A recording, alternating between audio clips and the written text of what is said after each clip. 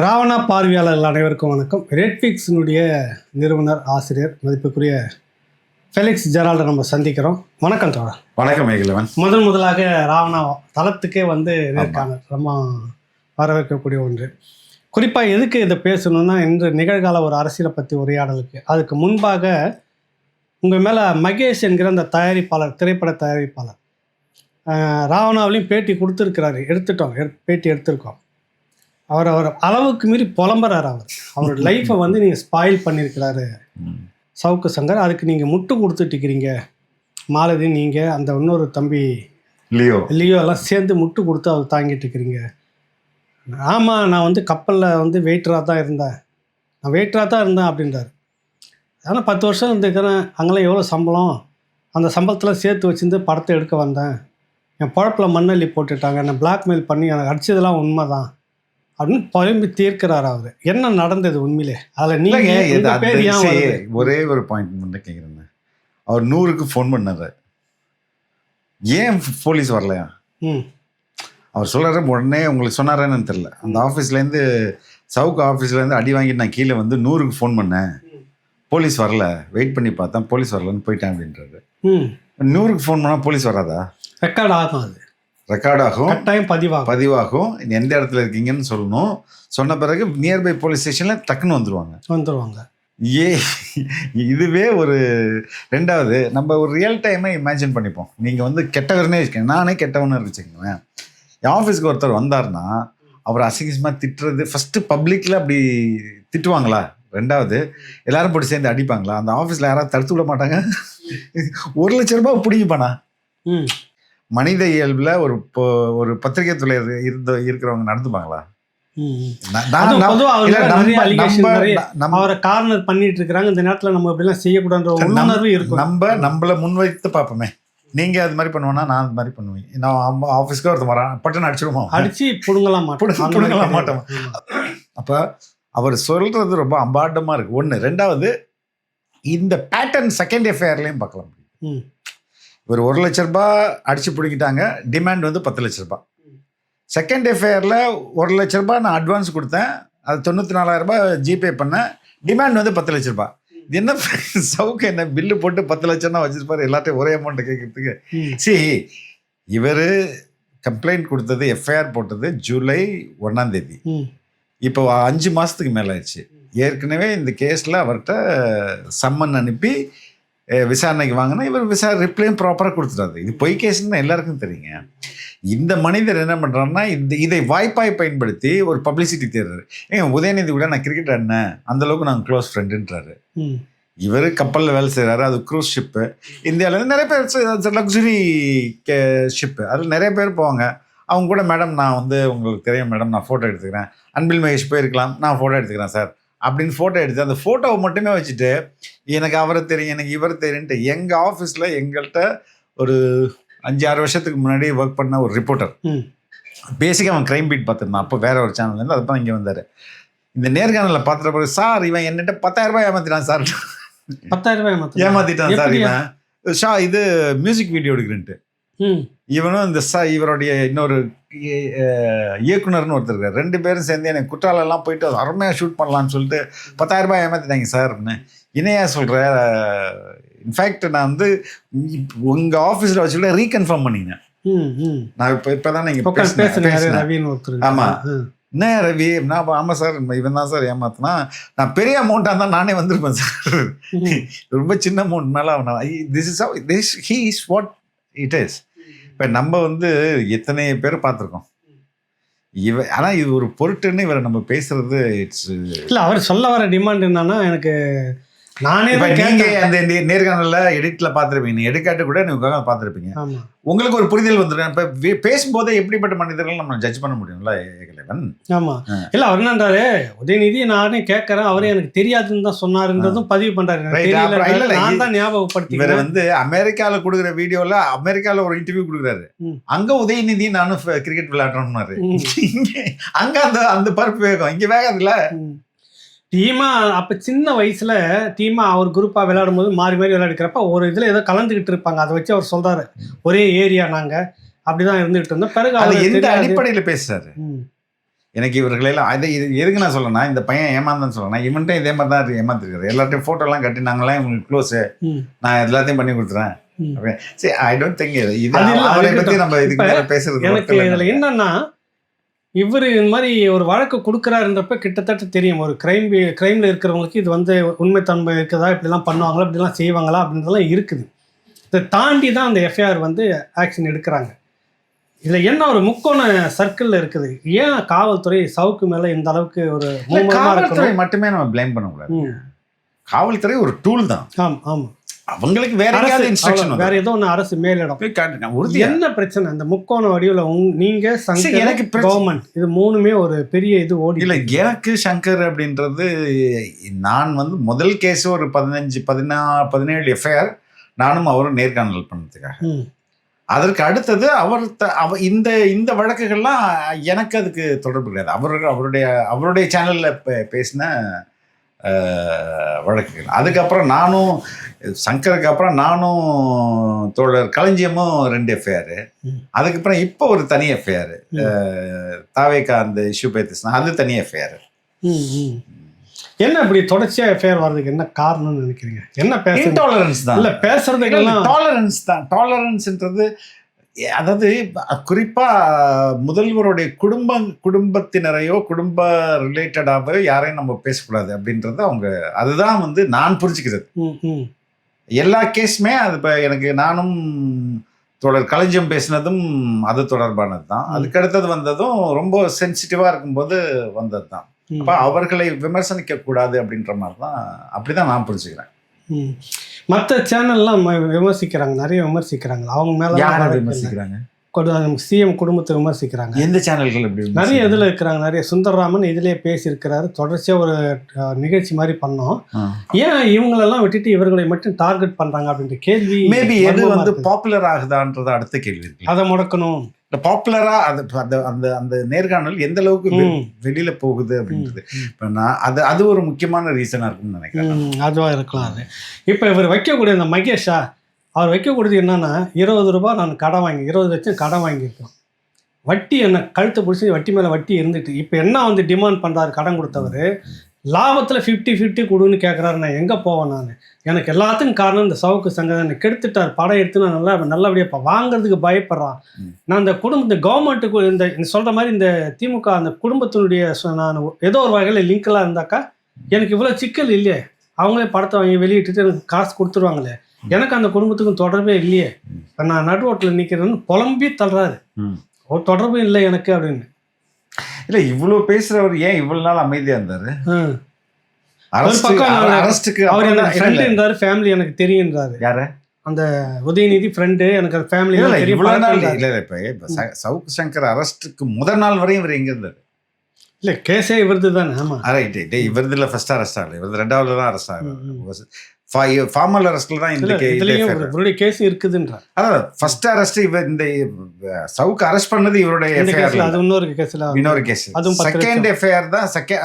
Second arrest தான். Formal arrest ஜெயிலில் வச்சு பண்றாங்களா, அதுல தான் இவர். இப்போ நான் என்ன கேட்கிறேன், இவர் வந்து இவர் சைடு நேர்மையே இருக்கட்டும்னு நினைக்கிறேன்.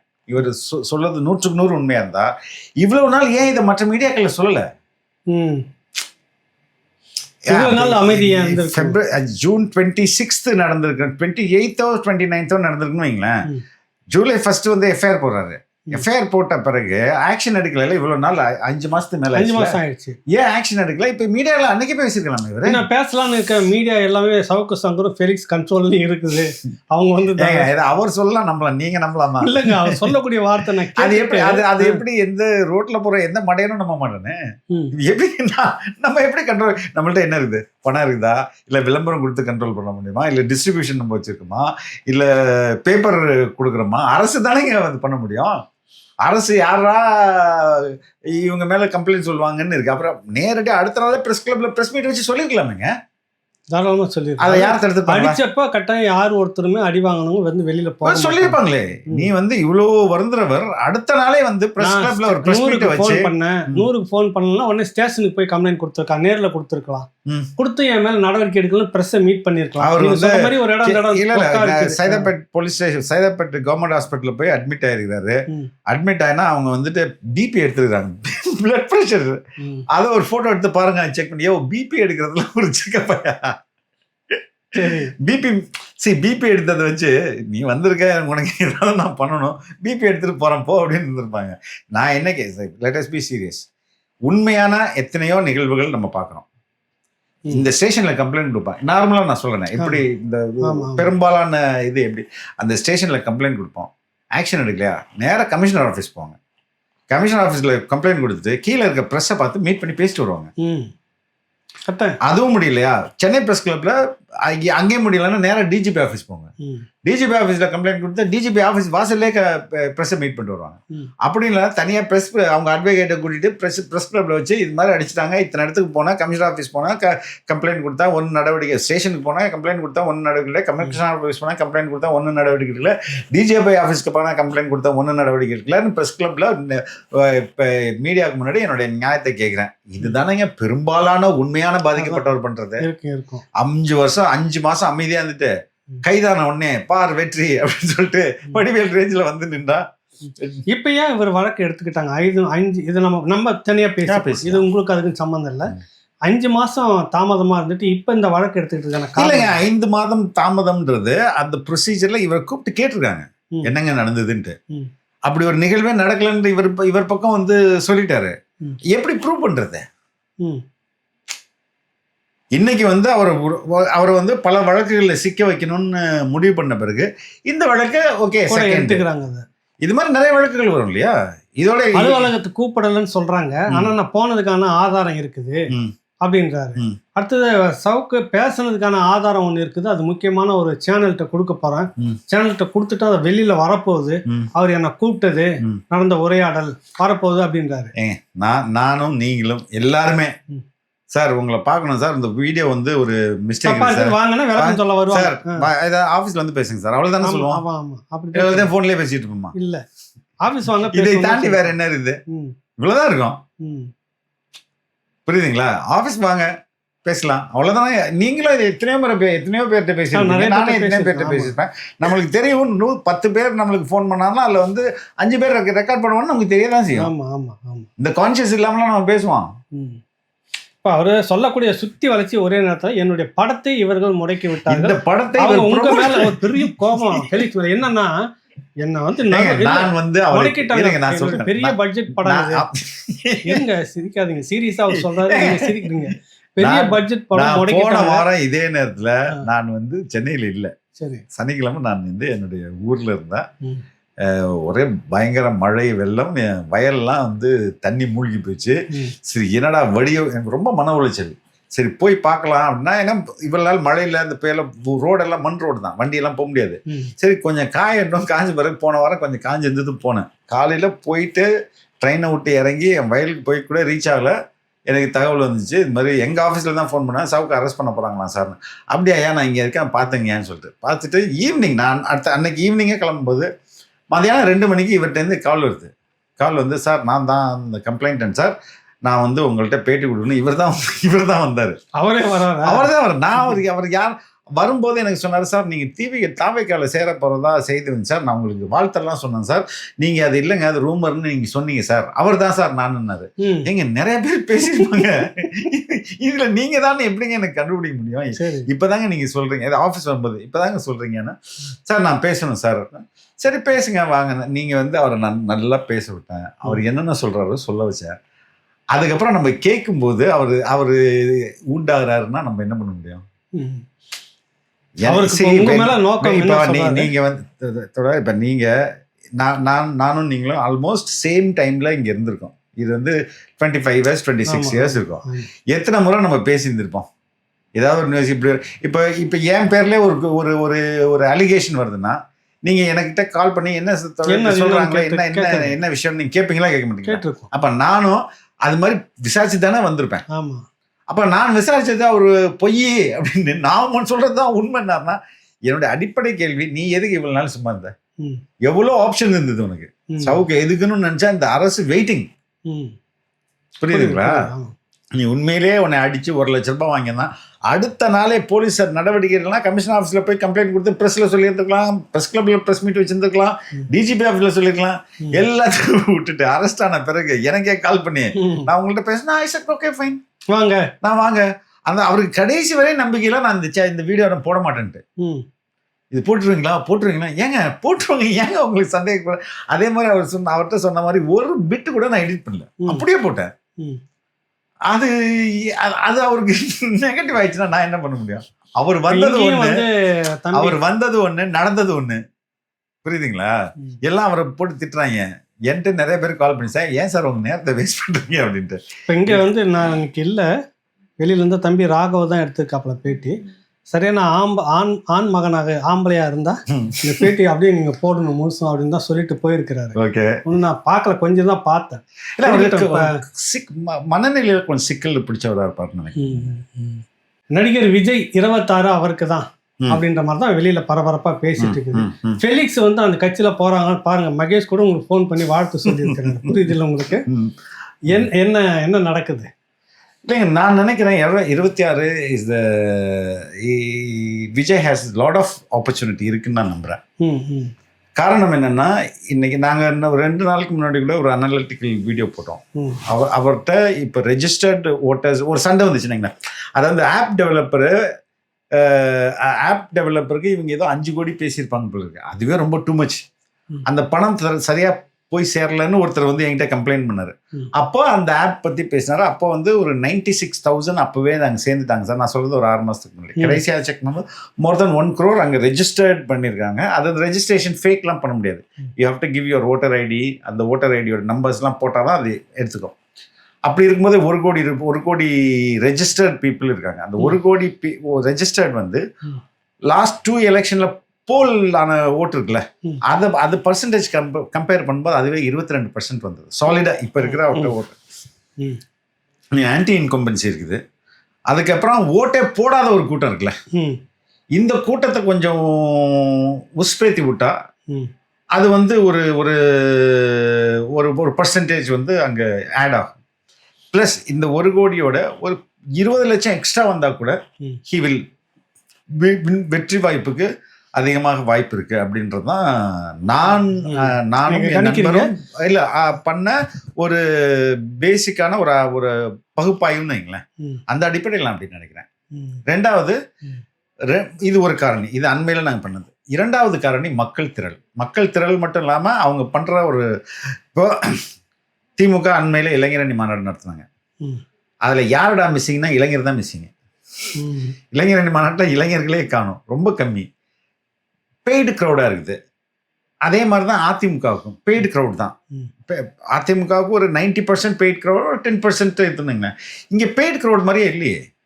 பெண்களும் இளைஞர் வாகனத்தை கொடுக்குது, லோக்கல் அவங்க எல்லாமே கனெக்ட் பண்ணி ஒருத்தர் சேர்ந்து நீங்கள் இத்தனை வண்டியில் வந்தாகணும். எங்க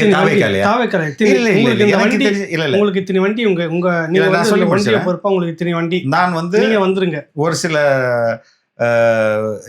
நான் வந்து ஒரு மாநாடை பார்த்துருக்கேனுங்க. அந்த மாநாட்டில் வண்டிகளில் ஆர்கனைஸ்டு போடுவாங்களே வேனில், அப்படி வந்தது ரொம்ப ரொம்ப கம்மி. 2 வீலரு, காரு, 4 பேர் 5 பேர் இப்படி தான் வந்து நிறைய பேர் வராங்களே வந்து வண்டிகள் வைத்து அழைத்து வரப்படுறாங்கன்றது இதுவரை நான் கேள்விப்படல. நீங்கள் சொல்லி தான் நான் முதல்ல நான் பார்த்ததும் இல்லை. நான் வந்து நிறைய நம்ம எல்லா கட்சி மாநாட்டையும் பார்த்துருக்கோம். எப்படி இருக்கும், முன்னாடி 2 கொடி கட்டி இருக்கோம், வேன் இருக்கும், அதில் உட்காந்து போவாங்க. பட் ஆனால் இது வந்து வித்தியாசமாக இருக்கும். இது கார்ல வருவாங்க, பைக்ல வருவானுங்க, அதுக்கப்புறம் பஸ்ல வருவாங்க. அது மாதிரி ஐ டோன்ட் திங்க் இந்த அலிகேஷன் நான் கண்ணால பார்க்கல, இப்பதான் காதாலும் இதுவரைக்கும் நான் கேட்க. சரி, இதுல வந்து நான் உங்களுடைய இந்த இதை கூட இதை பத்தி கூட ரெண்டாவது கூட்டம். 3வது காரணி வந்து மீடியாவில் விஜய் என்ற அந்த அவருடைய நிகழ்ச்சிகளை கன்சியூம் பண்ற நம்பர். இன்னைக்கு வந்து எந்த சேனல் நீங்க கேட்டு பாருங்க, சேட்டலைட் சேனல்ல விஜயோடைய நிகழ்ச்சி லைவ் போட்டா உங்களுடைய டிஆர்பி ரேட்டிங் எப்படி போகுது? எல்லா சேனல்லையும், ஒரு சேனல்ல மட்டும் இல்ல, எல்லா சேனல்லையும் டிஆர்பி ரேட் ஏறுது. இல்ல அதுக்கு அதே நேரத்துல இளையராஜாவை போட்டு பார்த்தாங்க, போகல. அதுக்கு அடுத்தது நம்ம கல்வியில் சிறந்த தமிழ்நாடு அப்படின்னு நடிகர்களை வச்சு பார்த்தாங்க, அதுவும் போகல. பராசக்தி ஆடியோ லான்ச் அநேகமாக இது இன்னும் அடுத்த வாரத்துல தான் டேட்டா வரும். அநேகமாக அதுவும் போயிருக்காது. இப்போ ஏன் விஜய்க்கு எல்லா சேனல்லையும் வந்து வியூவர்ஷிப் ஏறுது? அப்போ மக்களுடைய விருப்பம் அதை பார்க்கறதுக்கு விருப்பம் தானே. அப்போ நீங்கள் வந்து பார்க்க சேர்ந்த கூட்டம்னு ஒரு சொல்லலாம். விஜய் பார்த்துட்டு போனோம், டிவியில் உட்காரவன் பார்க்கறதுக்காக இதுக்கு அவ்வளோ நேரம் ஸ்பெண்ட் பண்ணுறான். விஜய் வீட்டு கதவுக்கு முன்னாடி பாலிமரில் கேமரா வச்சுருக்காங்க. அந்த வீட்டு வாசலில் கேமரா இருக்குது. அதை 24 நேரம் பார்த்துட்டு இருக்கான். அதே மாதிரி இது விஜய்க்கு வச்சுங்களேன். சரி, விஜய் நடிகர் விட்டுருவோம். நம்ம அண்மையிலே சேர்ந்தாரு செங்கோட்டையன் வந்து பிரஸ் மீட் ஆரம்பிக்க போகுது. செங்கோட்டையன் வரல, 4 பேர் உட்காந்துருக்கான். அது வந்து எம்டி ஃப்ரேம். செங்கோட்டையன் பிரஸ் செய்தியாளர் சந்திப்பு அப்படிதான் போயிட்டு இருக்கு. 12,000 பேர் வெயிட்டிங் பார்த்துட்டு இருக்காங்க எம்டி ஃப்ரேமை. அவர் வந்து உட்காந்து பேச ஆரம்பிச்ச ஒரு 3வது நிமிஷத்துக்கு 25,000 60,000 ஏறுது. அப்ப செங்கோட்டையனை பார்க்கறதுக்கு இவ்வளவு கூட்டம் எதுக்கு வெயிட்டிங்க? அவர் நடிகர் இல்லையே. அப்போ எதுக்கு நான் சொல்றேன்னா, இதெல்லாம் மக்களுடைய ஆர்வத்தை காட்டுகிறது. மீடியா செகண்ட் என்னுடைய அந்த ஆய்வு காரணியை 2வது வச்சுப்பான். ஃபர்ஸ்ட் இங்க இருக்கிற இவங்களுக்கு இருக்குன்னா அந்த ஓட் பேங்க் 1 crore சொல்றாங்களே அது, 2வது மக்கள் திரள், 3வது மீடியால இருக்கிற அந்த நம்பர்ஸ். விஜய் திட்டத்துக்குனே ஒரு சேனல் இருக்குங்களா? நான் உண்மை சொல்றேன். விஜய் திட்டத்துக்குனே ஒரு சேனல் இருக்கு. அந்த சேனல்ல இருந்து எனக்கு பேட்டி எடுக்க வந்தாங்க. வந்து ரொம்ப நாளாக ட்ரை பண்ணாங்க. நான் வாங்க பேசுவோம் அப்படின்னு சொல்லிட்டு ஒரு நாள் கொடுத்தேன். எனக்கு டைம் இருந்தது, கொடுத்தா வாங்க தம்பி பேசுவோம்.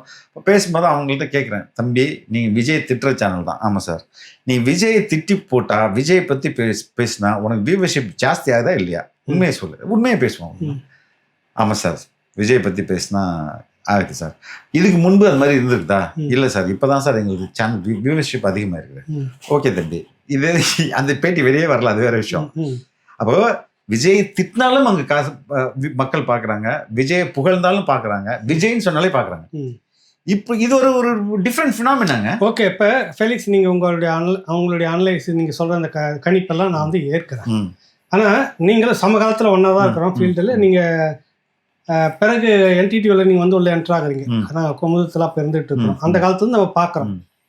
எந்த ஒரு கட்சியும் இங்கே வெற்றி அப்படின்னு சொல்கிற அந்த கட்சின்னு பார்த்தீங்கன்னாக்கா குறைஞ்சது 40 நெருங்கி 40க்கு மேலே சதவீதம் நான் சொல்ல வரது.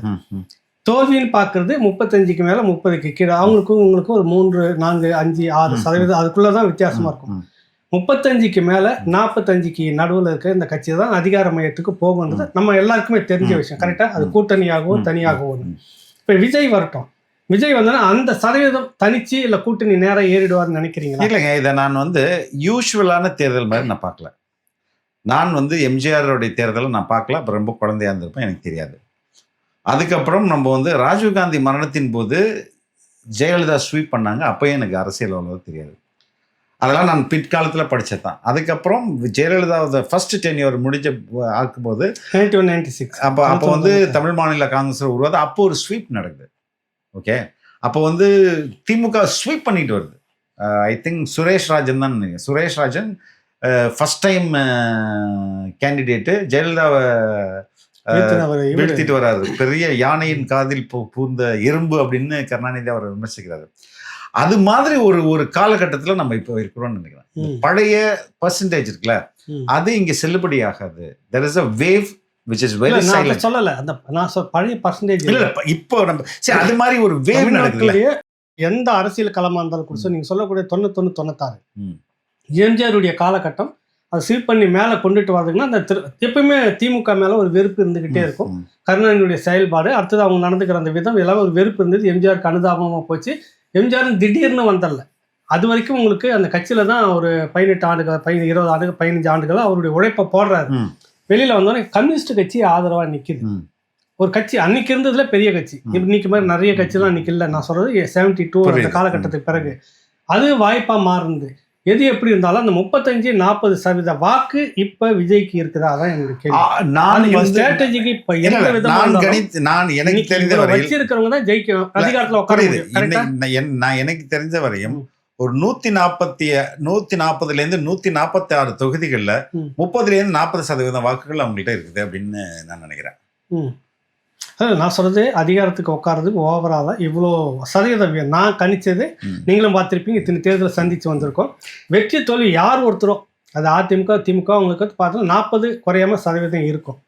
அந்த சதவீதம் தாவைக்காவுக்கு வரும்னு நினைக்கிறேன் நான். 40 வந்துருன்றீங்க. 40% வந்துடும். 40 விட தாண்டி தான் போகும். தாண்டி போகும் ஒத்தையாகவே.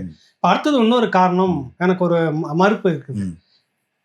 திட்டி போட்டாலும் அது ரேட்டிங் போகுது, அதனால அவர் தான் வந்துருவார் அப்படின்னா இல்ல, நான் அப்படி சொல்ல, மக்களுடைய பார்வை இன்ட்ரெஸ்ட் சொல்றது, விருப்பத்தை சொல்றேன். சீமான் அதிகம் விமர்சனம் பண்ணி கொச்ச பண்ணி வீடியோ போட்ட நீங்க பார்த்துருப்பீங்க. ஆதரவு தமிழ் தேசிய ஆதரவு தளத்துல போட்டுட்டு இருக்கிற எந்தும் இருக்குது. கீழே நொண்டி அடிச்ச மாதிரி தான் நம்மளுக்கு எந்த போயிட்டு இருக்கும். புரியுதுல்ல? நீங்களும் ஒரு கட்டத்துல பண்ணியிருக்கீங்க 2-3 விஷயம், அது நொண்டி அடிச்ச மாதிரி தான் ஏறும் அது. ஆனா கடும் விமர்சனம் பண்ணி கொச்சையா பேசி போடுறவங்க பார்த்தீங்கன்னா லட்சக்கணக்கில் போயிட்டு இருக்குது. அதை வச்சு அன்னைக்கு ஒட்டுமொத்த மீடியாவும் சீமானுடைய ஒரு பேட்டினா இப்போ விஜய் வருகைக்கு முன்னாடி இருந்துட்டு நம்ம காலகட்டம் இதுதான் ரேட்டிங்கில் எல்லாமே இருந்துகிட்டு இருந்தது. மீடியா முழுக்க முழுக்க சீமான் பேசினா ரீச் ஆகுது, சீமான் பேசினா ரேட்டிங், இதே நிலைமை இருந்துச்சு. இல்லைங்க, நான் வந்து வித்தியாசம் வேறப்பட்டிருக்கலாம் ஃபெலிக்ஸ். நான் சொல்றது தவிர்க்க முடியாத சீமான் இருந்தாரு. ஏன் அவர் வந்து இந்த சதவீதம் எடுக்க முடியலன்னு கேட்கறேன். அன்னைக்கு தேதிக்கு நான் சொன்ன வேற ஆள் இல்லை. புரியுது. அப்ப இவர் தான் வந்திருக்கணும், அதிக வாக்கு வித்தியாசம் வந்திருக்கணும். எல்லா மீடியாவும் கிட்டத்தட்ட இதுதான் போட்டுட்டு இருந்தது. நமக்கே தெரியும் நல்லா, எல்லா மீடியாவும் சீமானை தொட்டு எதுனாலும் ஒரு டைட்டில் வச்சு போடும். ரெண்டு விஷயங்க. அதுக்கு என்னன்னா, ஒரு காலத்தில் இப்ப இருக்கிற சீமானோட வியூவர்ஷிப் நத்திங். நான் வந்து 10 வருஷத்துக்கு முன்னாடி சொல்றேன், 10 வருஷத்துக்கு 12 வருஷத்துக்கு முன்னாடியே சொல்றேன், 13 வருஷத்துக்கு முன்னாடி 13 வருஷத்துக்கு முன்னாடி சீமான் தும்முனா கூட எகிரும். ஏன்னா அன்னைக்கு சேட்டலைட் சேனல் அவரை காட்டுறதே கிடையாது. புரியுதுங்களா? இன்னைக்கு நான் சொல்றது யூடியூப் விட்டுருங்க, நான் சொல்றது மெயின் சேட்டலைட் சேனல்லே சொல்றேன். நான் இப்ப மெயின் சேட்டலைட் சேனல்ல தான் இவரை பத்தி நிகழ்ச்சி நடத்தினாவே ரீச் ஆகும். பிரஸ் மீட் எடுத்து போட்டாலே நான் யூடியூபே விட்டுறேன், அதெல்லாம் ரீச் ஆயிட்டு. நான் இந்த அளவுக்கு அதை வச்சு நீங்க கணிச்சிருந்தீங்கன்னா சீமானே மேல வந்திருக்கணும். வந்தது இல்லையே. ஏன்னா நான் வந்து நான் சொல்றத புரிஞ்சுக்க வந்திருக்குது. நான் சொல்லி முடிச்சேன். இப்ப நீங்க விஜய் விட்டுருங்க. விஜய் முன்னாடி சீமான் சேட்டலைட் உச்சத்துல இருந்ததா இல்லையா? இல்ல இப்ப எப்படின்னா, ஏதாவது ஒரு சேனலா எல்லா சேனலுமா மேக்ஸிமம் எல்லா சேனலுமே எல்லா மெயின் ஸ்ட்ரீம் சேனல். எனக்கு தெரிஞ்சு தமிழக டெலிவிஷன் ஹிஸ்டரியிலேயே விஜய்க்கு வந்த நம்பர் இதுவரை யாருக்கும் வரல. ஒரு டிவி இல்ல, எல்லா டிவியும் புட்டுக்கல. ஒரு காலகட்டத்துல வந்து விஜய்க்கு நடிகர் விஜயகாந்துக்கு இருந்தது. நான் பார்த்தது இதுக்கு இல்ல, நான் சொல்லி முடிச்சேன். விஜய்க்கு இந்த அளவுக்கு இல்ல, இதற்கு கிட்டத்தட்ட இணையா வந்து ஒரு முறை ஜெயலலிதாவுக்கு வந்தது. அது வந்து அந்த அந்த அது ஒரு தேர்தல் எலெக்ஷன் மேனிஃபெஸ்டோ ரிலீஸ் அன்னைக்கு தான் அவங்க வந்து இலவச லேப்டாப், மிக்சி இதெல்லாம் அனௌன்ஸ் பண்றாங்க. அன்னைக்கு வந்து ஜெயா டிவி நார்மலாக வந்து 4வது 5வது இடத்துல இருக்கும். அன்னைக்கு வந்து அவங்க முதல் இடத்துக்கு போனாங்க. 2வது இடத்துல வந்ததுக்கும் அவங்களுக்குமே எக்கச்சக்கமான கேப். அந்த தேர்தலில் ஜெயலலிதா ஷி ஒன். அதற்கு அடுத்தது யாருக்கும் இப்படி வந்ததில்லை. இப்போ விஜய்க்கு வந்திருக்கிறது அதை விட பல மடங்கு ஜாஸ்தி. நான் சொல்றது மறுக்கலை, இப்போ வந்திருக்கு. நான் சொல்றது அதனாலேயே மீடியா வந்து இந்த அளவுக்கு போட்டோன்னே எல்லாம் ரீச் ஆகிட்டே இருக்குதுன்னு. அது ஒரு காரணின்ற, அது ஒரு காரணி. இந்த காரணி சீமானுக்கும் இருந்தது அப்படின்னா அவர் மேல போயிருக்கணுமே சொல்ல வர. இல்ல, அது ஒரு காரணிங்க.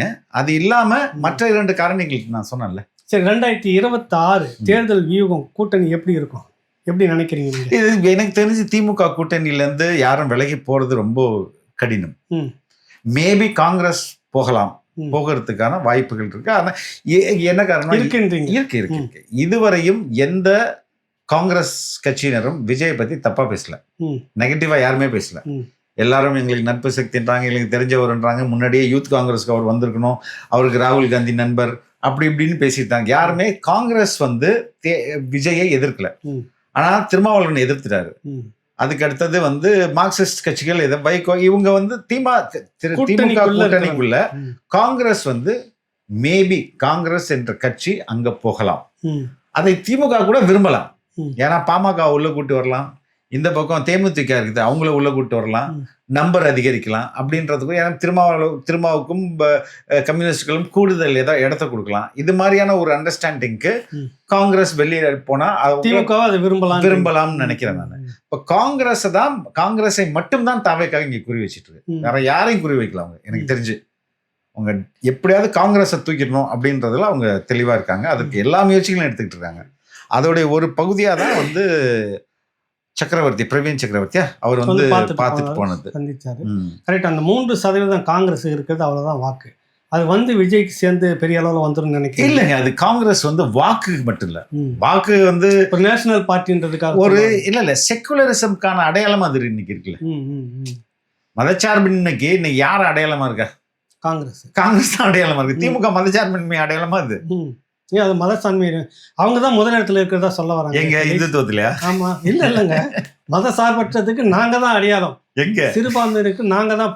சரிங்க, ஒரு விஷயத்தை கேட்கிறேன், உங்களை பாதுகாக்கிறதே திமுக தான். ரைட். நம்ம பேசி என்னை வந்து என்னுடைய மதத்தின் அடிப்படையில் சொல்றீங்களா? என்னை தூக்கி சிறையில போடுறது. பாப்போமே, தேர்தல் வாக்குறுதியில 200 கோடி ரூபாய் நாங்கள் வந்தா தேவாலயங்களை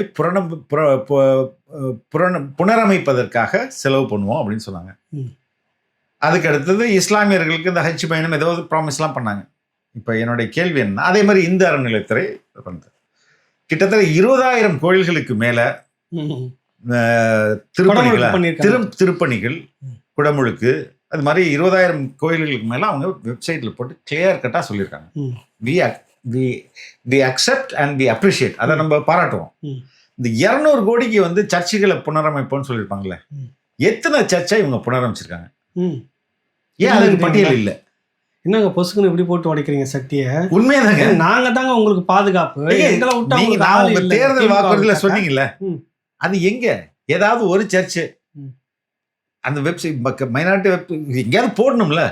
ஒரு 5 கோடி ரூபாய் ஐ திங்க் 2023 பட்ஜெட்ல 5 கோடி ரூபாய் அலாட் பண்ணுவோம்னு சொன்னாங்க. 200 கோடி எங்க, 5 கோடி எங்க அலாட் பண்ணுவோம் நாங்க. ஏதோ ஒரு X amount, it's not 5 or 20 crore something வைங்களேன், சரி அலாட் பண்ணுவோம் நாங்க. அது அந்த அலாட் பண்ண காசு எந்த சர்ச்சுக்கு போச்சு? அந்த சர்ச்சு வந்து புனரமைக்கப்பட்டதா இல்லையா? இவங்க பண்ணியிருந்தாங்கன்னா இந்த பக்கம் வெப்சைட்ல போட்டுக்கிற மாதிரி அந்த மாதிரி அந்த காமிச்சிருக்கணும்ல. ஏன் காட்டல? ஓகே ஃபைன், இது கூட ஒன்று மதசார்பின்மையா ஒரு அரசு இருக்கணும். ரைட், மதசார்பின்மைன்றது 2 விதமா புரிஞ்சுக்கலாம். மதத்துக்கும் அரசுக்கும் அப்பாற்பட்டவன் அப்படின்னு இந்த அரசு இருக்கணும்னு சொல்லலாம். இல்ல எல்லா மதங்களையும் ஈக்குவலா பாக்குற அரசு, இப்படி 2 விதமா நம்ம புரிஞ்சுக்கலாம். மதம் அரசுக்குள்ள வரவே கூடாது அப்படின்ற ஒரு பார்வை, இல்லைன்னா எல்லா மதமும் எனக்கு சம்மதம்ன்ற ஒரு பார்வை. பொதுவா இருக்கணும், 2 பொதுவா இருக்கணும். முருகன் மாநாடு நடத்துனாங்க தமிழக அரசு. முருகன் மாநாடு நடத்துனாங்களா இல்லையா? அது மக்கள் அதிகமா இருக்கிறாங்க, அந்த மக்களுக்காக, பக்தர்களுக்காக நடத்துறோம். ரைட், பக்தர்களுக்கு தான் இல்லைன்னு சொல்ல. கிறிஸ்மஸ் செலிப்ரேஷன் எத்தனை கிறிஸ்மஸ் செலிப்ரேஷனை வந்து தமிழக அரசு பண்ணிச்சு. இப்போ அதை நடத்தினோம், தேர்தல் வந்துச்சு நடத்துவோம். இல்லை அது நடத்தினா இனிகோ எதிராஜன்ற எம்எல்ஏ வந்து அவர் தனிப்பட்ட முறையில் எவ்வளோ வருஷமா நடத்திருக்காரு. அதுல போய் சிஎம் பங்கு அது இல்லை, தமிழக அரசு பண்ணிச்சா? அங்க பண்ண மாதிரி இங்க பண்ணிச்சான்னு கேட்குறேன். இங்க இவங்களுக்கு வந்து மைனாரிட்டி கமிஷன் ஒன்று இருக்குல்ல, அதுக்கு பட்ஜெட் போகும்ல. இவ்வளவு நாள் பண்ணிருக்காங்களா?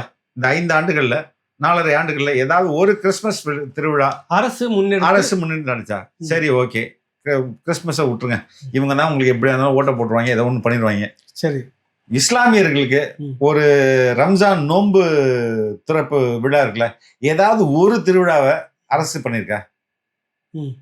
பண்ணிச்சா இல்லைன்னு கேட்கிறேன். தமிழக அரசு சார்பா ஏன் ஹஜ்ஜி பயணத்துக்கான அந்த விடுதி எலெக்ஷனுக்கு ஜஸ்ட் முன்னாடி ஏன் இப்ப முருகன் பெருவிழா நடத்த முடிஞ்சது, ஏன் ஒரு கிறிஸ்துமஸ் திருவிழா கட்ட முடிஞ்சது? 1000 கோயில் 12,000 கோயிலுக்கு வந்து குடமுழுக்கு பண்ண முடிஞ்சது. அப்புறம் நிறைய இவங்க வந்து சிறுபான்மையின் பாதுகாவலரா எப்படி இருக்க முடியும்? கேள்வி கேட்கறீங்க. இல்ல எப்படி இருக்க முடியும்? சரி, இப்ப இல்லன்னு மறுக்கிறீங்களா? ஏங்க நான் சொல்றேன், உண்மையா சொல்றேன், நீங்க முடிவிடுங்க. சரி, திருப்பரங்குன்றத்துக்கு வருவோம். சரி, இப்ப ஏன் விஜய் வாய் திறக்கல, திருப்பரங்குன்றத்துக்கு வாய் திறக்கலன்னு கேக்குறாங்கல்ல. திருப்பரங்குன்றத்துல பிரச்சனை எங்கெங்க ஆரம்பிச்சு, எப்படி ஆரம்பிக்குது? கிட்டத்தட்ட பிரிட்டிஷ்கா ஐ திங்க் 1800s 1813 நினைக்கிறேன். இப்ப நீங்க நம்ம 2026 இருக்கோம், 25 இருக்கோம்னு வைங்களேன். பல 100 ஆண்டுகளுக்கு முன்பே அவன் லண்டன்ல போய் பிரிவி கவுன்சில்ல இது எங்களுக்கான இடம், இந்த இந்த தர்காவுக்கு செல்லக்கூடிய பாதை, அதற்கப்புறம் இருக்கிற நெல்லித்தோப்பு, அதுக்கப்புறம் இந்த தர்கா, அதுக்கப்புறம் கொஞ்சம் விவசாய நிலங்கள் நினைக்கிறேன், இதெல்லாம் இந்த மசூதிக்கு இந்த தர்காவுக்கு சொந்தமானது அப்படின்னு தீர்ப்பை வாங்கிட்டு வந்து இவ்வளோ ஆண்டுகளாக கேரளால இருந்தும் மதுரையில இருந்தும் பல்வேறு தமிழ்நாட்டின் மற்ற பகுதிகளிலிருந்தும் இந்துக்களும் இஸ்லாமியர்களும் மற்ற மத கிறிஸ்தவர்களும் எல்லாம் போய் ஒரு கோழி அடிச்சு குழம்பு வச்சு சாப்பிட்டுட்டு மற்றவங்களுக்கு கொடுத்துட்டு இப்படி வந்துட்டு இருந்த இந்த இதில் யார் முதல்ல தடுத்தது? இந்த அரசு வந்து 2வது ஆண்டில் ஒருத்தர் போறாரு, தம்பி போகக்கூடாதுன்னு நிறுத்துறாங்க. எதுக்குடா போகக்கூடாதுன்னு நிறுத்துறாருன்னா, இல்லை இனிமேல் போகக்கூடாது. அப்போ அந்த லோக்கலில் உள்ள முஸ்லீம்கள்ட்ட வந்து சொல்கிறாங்க, போகக்கூடாதுன்னு சொல்கிறாங்களே, என்ன போகக்கூடாதுன்னு சொல்கிறாங்க, என்ன திடீர்னு போகக்கூடாதுன்னு சொல்கிறாங்க. எல்லாரும் கும்பலாக போய் கேட்குறேன், இல்லைங்க இனிமேல் போகக்கூடாதாங்க, போகக்கூடாது. ஒரு அரசியலாக ஆகுதுங்க. ஏது கேட்கும்போது, இல்லைங்க கலெக்டர் உத்தரவுனா கையில் காட்டுங்க, பேப்பரை காட்டுங்க. எந்த வித உத்தரவும் இல்லாமல் வாய்மொழி உத்தரவில் அவரை வந்து அவர் பக்தர்களை தடுக்கிறாங்க, போக முடியலன்னு தெரிஞ்சிச்சுல. அதுக்கப்புறம் இந்த இஸ்லாமியர்கள் ஒரு சிறிய போராட்டத்தை அறிவிக்கிறாங்க. அப்போ வந்து கேள்விப்படும் போது அங்கே உள்ள இல்லை இந்த அதிகாரி ரொம்ப இந்துத்துவ மனப்பான்மையில் இருக்க காவல்துறை அதிகாரி, அவர் விட மாட்டேங்கிறாரு. அப்போ உடனே மாற்றிருக்கலாம்ல, மாற்றிட்டேவா நீ என்னப்பா இவ்வளோ வருஷமாக போயிட்டு இருக்கோம், நீ எது பார்த்துட்டு நீ கிளம்பு, முதல்ல உன்னை சஸ்பெண்ட் பண்ணு, வேற ஆளை போட்டு பண்ணியிருந்துருக்கலாம். இன்ன வரையும் அந்த அதிகாரி அங்கேருந்து மாற்றப்படலை, போகக்கூடாதுன்னு சொல்கிறாங்க. பொதுவாக ஒரு சர்ச்சையாச்சுன்னா அந்த அதிகாரியை மாற்றிடுவாங்க, மாற்றிட்டு சட்டப்படி தானே நடக்கணும், சட்டம் அவங்களுக்கு சார்பாக இருக்கு. இப்போ போகக்கூடாதுன்னு போது இது பிரச்சனை ஆகுது. இவங்க பிரச்சனை ஆனவங்க நேராக இந்துத்துவ குரூப் வராங்க. இதுக்கு முன்பே போன ஆண்டு இந்த பிரச்சனையெல்லாம் முத்துவதற்கு முன்பே, அந்த ஆர்ப்பாட்டம் நடத்துவதற்கு முன்பே நான் SDPI தோழர்களை நேர்காணல் பண்ணியிருக்கேன். ஒரு வருஷமும் வராங்க சார், இந்து முன்னணியும் இந்து மக்கள் கட்சியும் அந்த என்ன கார்த்திகை தீபத்தை ஒரு கோஷத்தை போட்டு போயிடுவாங்க. அவ்வளோதான் இவ்வளோ நாள் நடந்திருந்தது. ஏன்னா இந்த ஆண்டு வேற மாதிரி மாத்துறாங்க, ஏன்னா எங்களை அனுமதிக்க மாட்டாங்க. இப்படி ஆகும்போது இந்த பிரச்சனை இஸ்லாமியர்கள் ப்ரொடெஸ்ட் பண்ணுறாங்க. அதுக்கப்புறம் பீஸ் கமிட்டி நடக்குது. பீஸ் கமிட்டி நடத்தும் போது இந்த அறநிலையத்துறை வந்து இன்னும் அங்கே ஆடு கோழிலாம் அனுமதிக்க மாட்டோம் நாங்கள் அப்படின்றத பேசுகிறாரு. அவரையும் மாற்றலை. அதுக்கப்புறம் இதை பெரிய பிரச்சனையாக்குறதுக்கு இந்து அமைப்புகள்லாம் வருது. அதை திமுக அரசு என்கரேஜ் பண்ணுது. போராட்டம் நடத்தணுன்றாங்க. போராட்டம் நடத்துறது அந்த ஊர் மக்களில் வெளியூர்லேருந்து அவ்வளோ பேர் வந்திருக்காங்க, போராட்டம் நடத்துனாங்க. நீதிபதிகளை அன்னைக்கு போராட்டத்தை இன்னைக்கு அலோவ் பண்ண வேணான்ற மைண்ட் செட்டில் இருக்கும்போது தமிழக அரசின் தலைமை வழக்கறிஞர் ஜின்னா போய் இன்னைக்கே போராட்டம் நடத்திட்டோம், ஆனா அது இங்கே வேணாம், மாட்டுத்தாவணியில் நடத்தக்கூடாதுன்னு தான் முடிவாயிருக்கணும். மொழியை மாத்துறது பிரச்சனை இல்லையா? எதுக்கு நீங்க வந்து நடத்துறது யார் பர்மிஷன் கொடுத்தா? அப்ப இது முழுக்க இவங்களுக்கு எலெக்ஷனுக்கு ஒரு இஷ்யூ வேணும். சரி, உங்க அடிப்படையில வரேன் நான் இது முடிச்சிடல. இந்த ஒரு இஷ்யூ. அப்ப அதனாலதான் இந்த தேர்தலை பாஜகவுக்கும் மதவாதத்திற்கும் திமுகவுக்குமான தேர்தலா கட்டமைக்கிறாங்க. அதுக்கு இது ஒரு பெரிய டூலா இது. அப்ப 2 பேருமே சேர்ந்து இதுல கேம் விளையாடுறாங்கன்ற நான். பாஜகவும் திமுகவும் அண்டர் கிரவுண்ட் டீலிங்ன்றீங்களா? ஆப்வியஸா இது ஒரு டீலிங் பெருசா இருக்கு. இந்த பக்கம் வரும் அதிமுகவுக்கு போறோம். எலெக்ஷன் மேனிஃபெஸ்டோல திமுக எலெக்ஷன் மேனிஃபெஸ்டோல என்ன சொல்லியிருக்காங்கன்னா, அதாவது லஞ்ச வழக்குகளில் லஞ்ச குற்றச்சாட்டுகளில் ஈடுபட்டு அதாவது மாட்டின எல்லா அதிமுக அமைச்சர்களும் முன்னாள் அதிமுக அமைச்சர்களையும் அவங்க மேல வழக்கு போட்டு அவங்களுக்கென்று தனி நீதிமன்றம் வைத்து எல்லார் மேலையும் நடவடிக்கை விரைவா நடத்தி தண்டனை வழங்கப்படும் அப்படின்னு தேர்தல் வாக்குறுதியில போட்டுறாங்க. அறப்போர் சண்டை போடுது ஒரு முன்னாள் அமைச்சர் மேல FIR போட்டு இன்னும் போட மாட்டேங்கிறாங்க. அப்ப என்ன அண்டர்ஸ்டாண்டிங்க? ஏன் உங்களுக்கு தானே நல்ல பேரு. EPS மேல அவ்வளவு குற்றச்சாட்டுகள் இருக்கு. செந்தில் பாலாஜி நாங்க சொன்ன மாதிரி சிறை தண்டனை உள்ள அனுப்பிச்சு தானே வெளியே கொண்டு வந்திருக்கோம். ரைட்டு, நடத்திட்டோம். நான் என்ன சொல்றேன், வேலுமணி இருக்கு, தங்கமணி இருக்கு, EPS இருக்கு, OPS இருக்கு, இவங்க மேலாம் அவ்வளவு குற்றச்சாட்டுகள் இருக்கு. நீங்க இவரே தான் கொண்டு போய் ஃபைல கொடுத்தாரு. யார்கிட்ட? ஆளுநர்கிட்ட. இவ்வளோ குற்றச்சாட்டு ஃபைல இவர் கொடுத்தா அதே ஃபைலை எடுத்து வந்து இவங்க அரசு தானுங்க. 4.5 வருஷம் இப்ப நீ எல்லாம் மக்கள் காசு திட்டு இருக்க, மக்கள் காசு இருக்கு, வா வா வா வா வா FIR போடு, சிறப்பு நீதிமன்றம் நீதி பரிபாலனை பண்ணுங்க, உள்ளதுக்கு போடுங்க. ஏன் பண்ணல? அப்ப இங்கேயும் ஒரு அண்டர்ஸ்டாண்டிங் இருக்கா? இது மக்கள் என்ன மடையர்களான்னு கேக்குறேன். இப்ப இதுக்கு மாற்று அரசியலா என்ன வரும்னு நினைக்கிறீங்க? மாற்று என்னுடைய விருப்பம் வேற, மக்களுடைய விருப்பம் வேற இல்லையா? மக்களுடைய கருத்தை தான் நீங்க என்ன சொல்ல? மக்கள் வந்து விஜயை நம்புறாங்கன்னு நான் நினைக்கிறேன். விஜய் நம்புறாங்க. ஆல்டர்னேட்டிவ், உண்மையான ஆல்டர்னேட்டிவா அவரை பாக்குறாங்க. இதுல இப்ப இன்னொரு விஷயம் வந்து இந்த மத சார்பற்ற அரசு அப்படின்னு சொல்லிக்கிறதுல உங்களுக்கு நம்பிக்கை இல்லையா திமுக சொல்வதில்? நீங்க சொன்னீங்க ஒரு விளக்கம். எனக்கு காமன் மேன் காமன் மேனுக்கே நம்பிக்கை இல்லை. நம்ம இந்த ஃபீல்டில் இருக்கோம். இல்லைங்க, இஸ்லாமிய கட்டமைப்பு பார்த்தீங்கன்னாக்கா பாலஸ்தீனத்துக்குன்னு ஒரு பெரிய நிகழ்ச்சியை வச்சு அதில் ஆர்கனைஸ் பண்ணி சிஎம் கொண்டு வந்து எல்லாத்தையும் பேச வைக்கிறாங்க. புரியுதுல உங்களுக்கு? வாங்க பேசுங்க. வக்ஃப்ல இவங்க எங்க போனாலும் இவங்களோட கொண்டையை மறைக்க மாட்டேங்கிறாங்க. இப்ப கேரளாவையும் தமிழ்நாடும் எடுத்துப்போம். அங்கேயும் ஒரு மதவாதத்திற்கு எதிரான அரசு இருக்கு. இங்கேயும் சோகால்டு மதவாதத்துக்கு எதிரான அரசு இருக்கு. அங்க வந்து கேரளா அரசு போகுது வக்ஃபுக்கு எதிராக வழக்கு சுப்ரீம் கோர்ட்ல வகுப்பு திருத்த சட்டத்துக்கு எதிராக வக்ஃப் போர்டு வக்ஃப் அமெண்ட்மெண்ட் பில்லுக்கு எதிராக கேரளா as a கவர்மெண்ட் போகுது. ஏன்னா அது மொத்த மக்களோட ரெப்ரசன்டேட்டிவா அது போகுது. தமிழ்நாட்டுல தமிழக அரசு போல ராசா போறாரு. வெற்றி பெற்றா யாரு கிளைம் பண்ண? எங்களுக்கு கிடைத்த வெற்றி கிளைம் பண்ணோம். ஏன் கேரளால தமிழ்நாடு கவர்மெண்ட் போகுது, ஏன் தங்க கேரளா கவர்மெண்ட் போகுது, இங்க தமிழ்நாடு கவர்மெண்ட் போக கூடாது? மோடிக்கு வச்சு பாருல. அப்ப அங்கேயும் ஒரு இதை காட்டணும், இங்க இந்த மக்கள் கிட்ட வந்து இதுல நான் விஜய் அப்ரிஷியேட் பண்ணுவேன். ஏன்னா விஜய் as a கம்ப்ளைண்டே விஜய். இங்க எம்.கே. ஸ்டாலின் ஏன் கம்ப்ளைண்டா போல? சரி, நீ கம்ப்ளைண்ட் அட்லீஸ்ட் தமிழக அரசு தான் போல. தமிழக முதல்வர் அப்ப முதல்வரா இருக்கிறாரு, திமுக தலைவராக இருக்காரு, அவர் போலாம்ல கம்ப்ளைண்டா? ஏன் போட மாட்டேங்கிறாரு? நம்பி சிறுபான்மையினர் நாங்கள் வந்துட்டு மத சார்பின்மை அதுக்குன்றத ஒரு ஏமாற்று வேலைன்னு முடிக்கிறோம். இல்லைங்க, இவங்களுக்கு வந்து நம்ம சமூக நீதி, அதுக்கு அடுத்தது minority protection, Dalit protection, women பெண்கள் பாதுகாப்பு, இதெல்லாம் இதெல்லாம் வெறும் சவுண்டு, ஒரு ஸ்லோகன் தான், ஒரு சவுண்டு தான். அதற்கான உண்மையான அர்த்தம் இவங்களுக்கு உண்மையே தெரியாது. அப்படிதான் நான் பார்ப்பேன். இப்போ இந்த எல்லாம் உண்மையா நடக்கணும்னா அந்த விஜய் வந்தா சாத்தியம், விஜய் வருவார் சாத்தியப்படுத்துவார்னு நினைக்கிறேன். விஜய் வருவார் எல்லாத்தையும் எப்படி சாத்தியப்படுத்த முடியாது. பட் நான் என்ன சொல்றேன், ஒரு நீங்க ஊழலற்ற ஒரு ஆட்சியை நம்ம இந்த உலகத்துல உருவாக்க முடியுமா? யாராலும் உருவாக்க முடியவே முடியாது. பட் நம்ம ஊர்ல 30% கமிஷன் இருக்கு. சரிங்களா? அட்லீஸ்ட் 5% ஆகலாம்ல. சரி, பேரலல் எக்கானமி. இப்போ இந்த parallel economy black money economy தமிழ்நாட்டில் நம்மளுடைய ஜிடிபிக்கு 50% இருக்குங்க. இந்தியாவிலேயே அதிகமாக லஞ்சம் கொடுக்குற மாநிலம் தமிழ்நாடு தான் இருக்கு. நீங்கள் இதை குறைங்க. ஒரு கான்ட்ராக்ட்ல குறைந்தபட்சம் 30% அடிச்சா அந்த அவுட்புட் எப்படி இருக்கும்? ஏவா பாலம் கட்டின மாதிரி தானே இருக்கும். தண்ணியில் அடிச்சுட்டு போனோம். ஆமா, எப்படிங்க அவ்வளோ பேர் புதுசாக கட்டின பழம் ஒரே மழையில் அடிச்சுட்டு போச்சுன்னா அது வந்து தண்ணி நிறைய அளவுக்கு மீறி வந்துருச்சு. தோழர், நீங்கள் அதுக்கு ஏற்ற மாதிரி நீங்கள் அளவுக்கு நீங்கள் உங்களுடைய இப்போ என்ன சொல்கிறது, இந்த இன்ஜினியர்ஸ் இருப்பாங்களே, அவங்களுக்கு அறிவு இல்லையான்னு மெஷர்மெண்ட்லாம் ப்ராப்பராக பண்ணியிருந்துருப்பாங்களே. நாங்கள் ஒரு லெவல் தண்ணியோட அளவு கேட்டுங்க, தண்ணியோட அளவு ஒரு லெவல் வரைக்கும் நாங்கள் வந்து மெஷர்மெண்ட் பண்ணி கட்டணும் தோழர். இல்லை தோழர், அவங்க போய் அந்த டிபார்ட்மெண்ட்டை கன்சர்னே வாங்கல தோழர், அதான் உண்மை. விட்டுட்டாங்க. அதாவது இவ்வளவு தண்ணி வந்தா என்ன பண்ணும், இவ்வளவு தண்ணி வந்தா என்ன பண்ணணும் அப்படின்ட்டு அதுக்காக ஒரு கைட்லைன் இருக்குங்களா, அந்த கைட்லைனுக்கு இவங்களோட பிளானை அப்ரூவலுக்கு அனுப்பணும். அப்ரூவல் பண்ணி அவங்க ஸ்டடி பண்ணிட்டு இதை இல்லைங்க இதுல மாத்துங்க, இல்லைன்னா இதை வந்து விட்டுருங்கன்னு சொல்லணும். அந்த ப்ராசஸே அங்க நடக்கல. கட்டிட்டாங்க. கட்டினதோட நோக்கம் பாலம் கிடையாது, காசு தான், கமிஷன் தான்.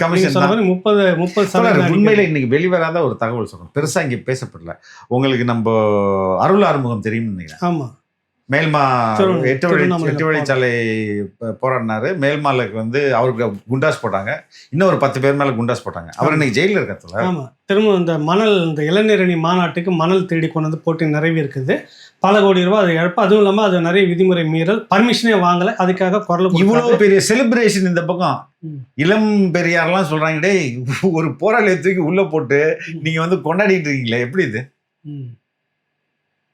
சரியா? இறுதியா ஒரு கேள்வி, சீமானுடைய அரசியல் உங்க பார்வையில்? இல்ல சார், நான் வந்து 2 பேரையும் ரொம்ப சரியா கணிக்கிறேன். யார 2 பேரும்னா சீமானையும் விஜயும். திமுக வந்து எதிர்கால அரசியல் வந்து இங்க வந்து திமுகவும் பாஜகவும் நினைக்குது, அது ரொம்ப ஆபத்தானது. நான் என்ன எதிர்பார்க்கிறேன்னா, இந்த எதிர்கால அரசியல் தாவேக்காவும் நாத்தாக்காவும் இருக்கணும்னு விரும்புறேன். அரசியல் காலத்துல இருக்கணும். அரசியல் காலத்துல இவங்க 2 பேரும் எதிரியாவும் ஹீரோவாவும் இருக்கணும். நீங்க பாஜக வளர்த்து வருது திமுக ட்ரை பண்ணது தோழர். இல்ல ட்ரை பண்ணதுன்னு இல்ல, கிட்டத்தட்ட செய்து முடிக்க முயற்சி பண்ணல, அது நடத்திக்கிட்டு இருக்கேன். இந்த 2 பேரும் வந்து எதிர்கட்சியும் ஆளுங்கட்சியுமா இருக்கும்போது தமிழகத்துக்கு ரொம்ப நல்லதுன்றது. நல்லது, ரொம்ப நல்லது. இப்போ எதிர்கட்சியாக சீமானும் ஆளுங்கட்சியாக விஜயும் வரணும். இப்படிதான் தொடங்கும். வருவா 26 இப்படிதான் தொடங்குன்றான். 26க்கு பிறகு சரி, நான் வந்து இத 26 தேர்தலுக்கு பிறகு தமிழகத்தோட களமே மாறும். நிச்சயமா மாறும். எப்படி சொல்றீங்க? நிறைய வெற்றிடங்கள் ஏற்படும். சிலது காணாம போகுன்றீங்க. ஆமா. அதுல இந்த இப்போ இளம்பெரியார் இருப்பாரா இல்லையா? இளம்பெரியார் இருப்பார். அவர் இருக்க வரையும் நல்லதுன்ற நான். இப்போ let us take the example of ADMK தோழர். ADMK எடுத்துப்போம். இவங்க ஜெயிச்சாங்கன்னா என்ன பிரச்சனை வரும், தோத்தாங்கன்னா என்ன பிரச்சனை வரும்? ஒருவேளை ஜெயிக்குதுன்ற சினாரியோ பார்ப்போம். எதிர்கட்சி திமுக வரும். இல்ல தோழர், நீங்க எதிர்கட்சியை கொடுத்துருங்க. இவங்க ஜெயிச்சாங்கன்னா பிரச்சனை உடனே ஆரம்பிச்சிடும். பிஜேபி என்ன பண்ணும், அதிகாரம் ஷேர் பண்ண முக்கியமான போர்ட்ஃபோலியோ எங்களுக்கு கொடுக்கணும்.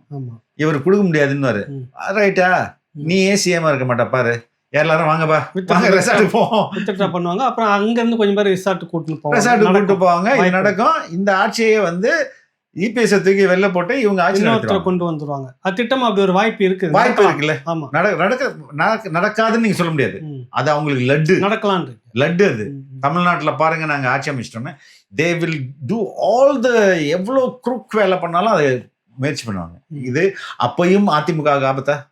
சரி, ஒருவேளை தோத்துறாங்கன்னு வச்சுக்கோங்க, பிஜேபி என்ன பண்ணணும்னு நினைக்கிறீங்க? சும்மா அப்படியே அடுத்த எலெக்ஷன்ல கூட்டணி ஏற்பட நினைப்பாங்களா? நோ, ஆளை போடு.